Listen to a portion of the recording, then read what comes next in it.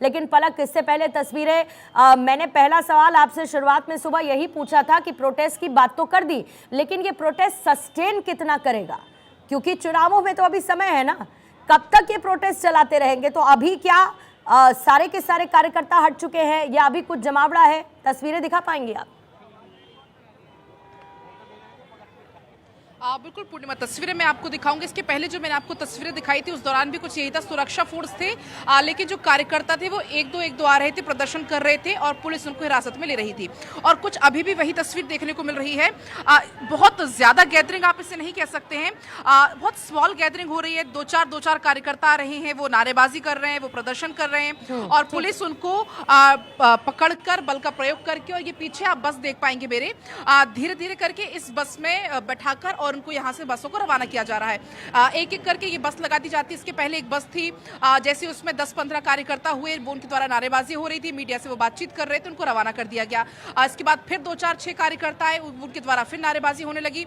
आप देखेंगे कि पुलिस फोर्स अभी भी पूरे तरीके से यहाँ पर तैनात है, कोई भी तरीके की किसी भी प्रकार की कोई चूक ना हो, क्योंकि दो चार कार्यकर्ताओं का ग्रुप आ रहा है, कभी महिलाएं आती हैं, कभी पुरुष आते हैं, यहाँ पर सड़क पर बैठ जाते हैं, बीच सड़क पर यहाँ पर नारेबाजी होती है, क्योंकि मेन चौराहा ये है और ऐसे में ट्रैफिक व्यवस्था भी थोड़ी सी इसकी वजह से अनकंट्रोल हो रही है। पूर्णिमा जी, ठीक है, मैं लौटती हूँ आपके पास। सुरेश, आपके पास आते हुए कितनी देर और, क्योंकि अब उन तस्वीरों का इंतजार है जब ईडी दफ्तर से अरविंद केजरीवाल को लेकर ले जाया जाएगा Rouse Avenue court, PMLA court में 2:30 बजे उनकी पेशी होनी है। कितनी देर पहले वहां पर हलचल देख पाएंगे हम जब अधिकारी निकलेंगे अरविंद केजरीवाल को लेकर?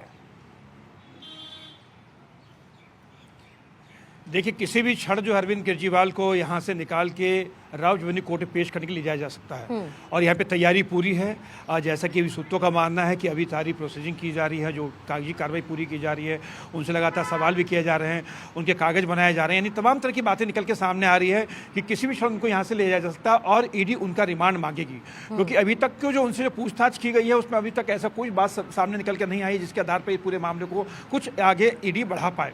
अब ईडी का यही कहना है कि इनका रिमांड 10 दिनों का कम से कम मांगा जाएगा, उसके बाद इनसे विस्तार से पूछा जाएगा। अब आपको बता दें कि इसमें अब ईडी की पूरी तैयारी है इनको ले जाने की, लेकिन कुछ तथ्य भी निकल के सामने आए हैं। ईडी सूत्रों का कहना है कि उनके पास अरविंद केजरीवाल को लेकर तमाम सबूत हैं, उनके पास तमाम सबूत उन्होंने इकट्ठा कर लिए। किस तरीके से, यहाँ तक ईडी के सूत्रों का कहना है कि जो पूरी आपका नीति जो चेंज की गई, जो बदली गई थी, उसमें सबसे अहम भूमिका जो थी अरविंद केजरीवाल की थी और अरविंद केजरीवाल के सरकारी आवास पर एक बैठक भी की गई थी। यानी अपने आप में सबसे बड़ा ये अहम सबूत है कि अरविंद केजरीवाल के सरकारी आवास पर बैठक की गई थी। उसके बाद तमाम तरह के सबूत उनके पास आए हैं, वो तमाम सबूत जो है कोर्ट के अंदर पेश किए जाएंगे, जिनको बार बार कहा जा रहा था कि ईडी उनको लगातार राजनीतिक दबाव उनको फंसाया जा रहा है। लेकिन ईडी सूत्रों कहना है कि उनके पास पुख्ता सबूत है जिसको वो राउज एवेन्यू कोर्ट में पेश करके और उनका जो है पार्टी की तरफ से कल किया गया था। सौरभ भारद्वाज ये कह रहे थे कि कुछ नहीं मिला, 70,000 सिर्फ कैश मिला, पूरे घर को छान मारा, वो 70,000 रुपए भी वापस लौटा दिए। लेकिन अभी ये भी खबर है सूत्रों के हवाले से, और कंफर्म करिएगा आप, 150 पन्ने लगभग दस्तावेज ऐसे वहां से ईडी को मिले हैं अरविंद केजरीवाल के घर से। दूसरा ये भी बताया गया कि जो पैसा है 100 करोड़ कमीशन जिसकी हम बात कर रहे हैं, उसका इस्तेमाल गोवा में हुआ, कैंडिडेट्स ने किया और उन कैंडिडेट्स ने माना कि हमको पैसा मिला है। अगर ये सब सबूत हैं तो बड़ा मुश्किल अरविंद केजरीवाल के लिए आगे की राह बनती हुई नजर आ रही है, क्योंकि इसी को आधार बना देगी ईडी। देखिए, अरविंद केजरीवाल के लिए मुसीबत वैसे ही बढ़ चुकी है। अभी तक की जो ईडी के सूत्रों से जो जानकारी मिल रही है, ईडी का सूत्रों कहना है कि इस नीति को लेकर जो कई गिरफ्तारी हुई हैं उनसे पूछताछ की गई है। पूछताछ में अरविंद केजरीवाल का नाम निकल के सामने आया। इसमें सबसे बड़ी बात है कि उनके पास जो डॉक्यूमेंट की जो बात की जाए, उनके पास सबूत नहीं है। तो ईडी का कहना है कि उनके पास डॉक्यूमेंट्स हैं, फ़ोन डिजिटल एविडेंस है, ये तमाम चीज़ें उन्होंने कलेक्ट की हैं। यानी अरविंद केजरीवाल की तरफ जो ईडी बढ़ी है तो तमाम तरह के उन्होंने जो पूरे जो इसमें जो जितने भी सबूत थे वो सबूत इकट्ठा करने के बाद ही वो केजरीवाल तक पहुंचे। क्योंकि केजरीवाल जो है एक लोकप्रिय नेता है, आम आदमी पार्टी के नेता हैं और दिल्ली के मुख्यमंत्री है, और उनकी लोकप्रियता की वजह से उनको दिल्ली का जो है मुख्यमंत्री लोगों ने चुना था। तो इन सबको देखते हुए ईडी ने कदम उठाया था। और चूंकि लोकसभा चुनाव है, लोकसभा चुनाव के से पहले ईडी ने जिस तरह से गिरफ्तार किया है तो उसका कहीं ना कहीं आकलन किया जा सकता है कि इसका चुनाव पर क्या फर्क पड़ेगा। लेकिन ईडी का कहना है कि उनके पास जो है अरविंद केजरीवाल के को लेके तमाम पुख्ता सबूत हैं। और सबसे बड़ी बात उन्होंने जो कहा है कि कैबिनेट की बैठक बुलाई गई थी, जो आबकारी नीति चेंज की थी उसकी अध्यक्षता खुद अरविंद केजरीवाल जो दिल्ली के मुख्यमंत्री हैं उन्होंने की थी। अब ईडी कहना है कि इससे बड़ा सबूत और क्या होगा। तमाम कैबिनेट की बैठक हुई थी, उसमें जांच पड़ताल बात की गई थी, इसके अंदर तमाम सबूत उनके मिल गए, तो इससे बड़ा सबूत और क्या हो सकता है। अब ईडी जो है इन सब सारे तथ्यों को जो है कोर्ट में पेश करके इनका रिमांड लेगी। अब सबसे बड़ी दिक्कत यह है, समस्या ये है कि अगर पूछताछ में सहयोग नहीं करते हैं तो कहीं ना कहीं इनकी मुसीबत और बढ़ेगी।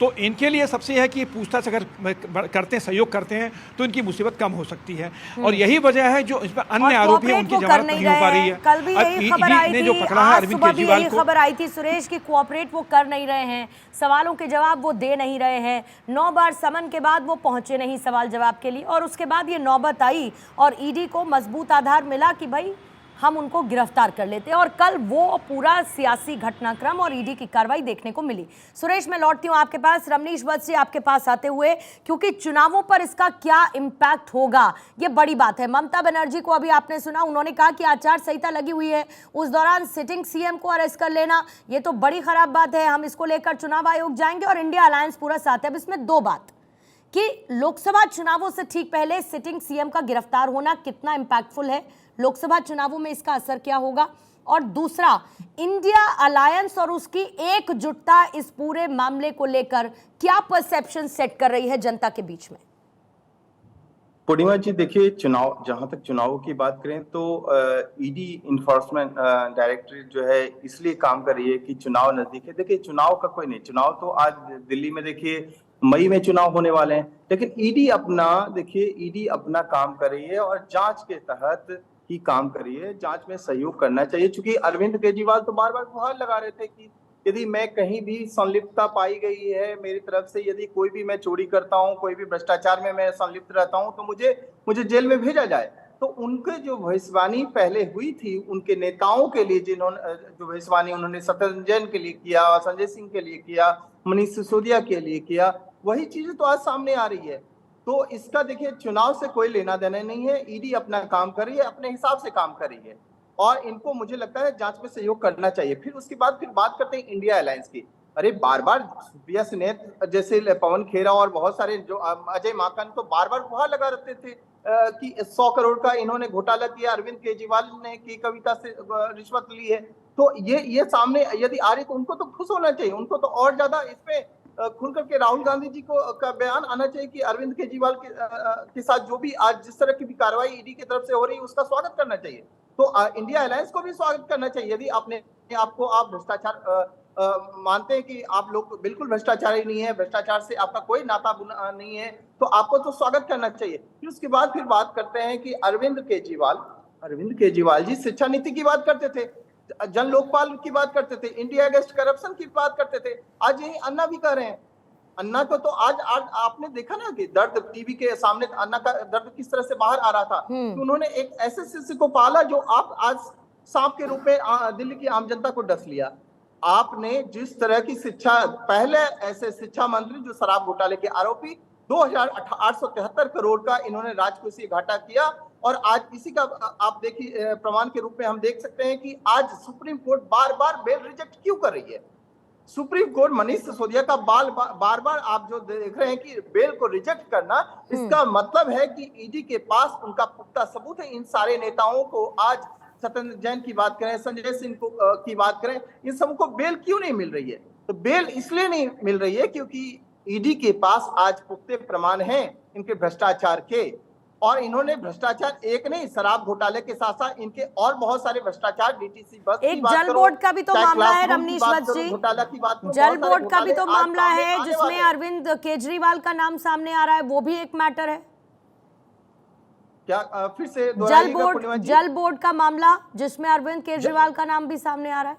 वही मैं आपको सामने, यही मैं आपको मैं कहने वाला था। आज 10 करोड़ की स्मॉग मशीन मंगाई जाती है, और वो स्मॉग मशीन आप देख सकते हैं कि आप जो कनाट पैलेस में लगा हुआ है वो मशीन इनकी काम नहीं कर रही है। हमने देखा किस तरह से दिल्ली पानी हो गया था, और दिल्ली इसके बाद देखिए ना, कोरोना काल में जब दुनिया पूरी तरह से कोरोना से त्रस्त था, उस समय ये बैठ करके शराब की पॉलिसी बना रहे थे, जो कहते हैं कि मैं शिक्षा